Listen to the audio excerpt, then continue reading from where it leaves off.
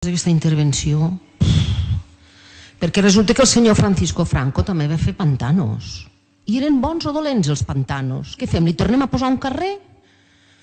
Perdoni, a veure, llegiré el que tenia preparat. Aquesta moció va en la línia d'altres mocions presentades en aquest ple i obeeix a un objectiu comú d'alguns dels grups d'aquest Ajuntament: netejar de qualsevol vestigi franquista la nostra ciutat, eliminar d'aquesta institució qualsevol resta d'homenatge encara persistent a aquells que ens van prendre la llibertat, senyora Dolors López. I no contents amb aquest fet, no van deixar de perseguir i acarnissar-se amb els vençuts, prenent-nos la dignitat i sotmetent-los a l'anorreament. Això és una dictadura. No li faci por de dir-ho. És una dictadura. El passat ple d'estat de la ciutat es va aprovar amb l'abstenció del Partit Popular una proposta de resolució que pretén restituir la dignitat dels funcionaris de l'Ajuntament de Lleida que van patir el pes de la dictadura franquista.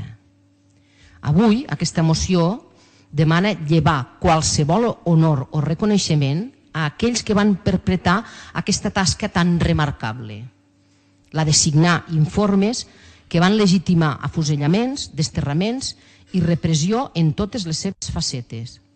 Aquest és el mèrit dels botxins als que, sigui dit de pas, la llei d'amnistia del 1977 va exonerar.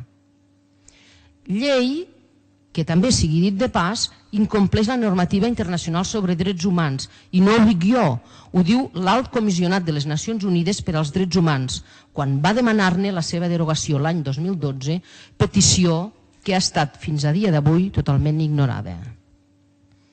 Però clar, davant l'exaltació que es fa des d'Espanya de la transició, anomenada modèlica, i motiu d'homenatge precisament aquesta setmana al país veí, què hem de fer? Tan modèlica que en els seus inicis el llavors ministre de Relacions Sindicals, senyor Rodolfo Martín Villa, lo de senyor per dir alguna cosa, va encarregar l'operatiu policial que va provocar la massacre de Vitòria, on van morir 5 dels 5.000 treballadors en vaga reunits en una església protegida pel concordat amb la Santa Seu i que no es va tenir en compte. Tan modèlica aquesta transició que Esquerra Republicana de Catalunya no va poder presentar-se a les eleccions del 77. El partit encara era il·legal, a diferència del Partit Comunista. Tan modèlica que precisament aquesta setmana ha estat celebrada al Congreso de los Diputados, celebrada i homenatjats els constituents, entre ells els notables exfranquistes com el mateix Martín Villa, reciclats, això sí, a demòcrates. Per cert, reclamat per la jutgessa argentina Maria Servini per respondre dels crims comesos durant el franquisme i que a Espanya no es poden jutjar. Quina diferència amb el que es va viure ahir al Parlament de Catalunya. Ahir es va aprovar la llei que declara il·legals els consells de guerra franquistes i nul·les les sentències per unanimitat. Es va aprovar per unanimitat. Espero i desitjo que avui en aquest ple hi hagi unanimitat.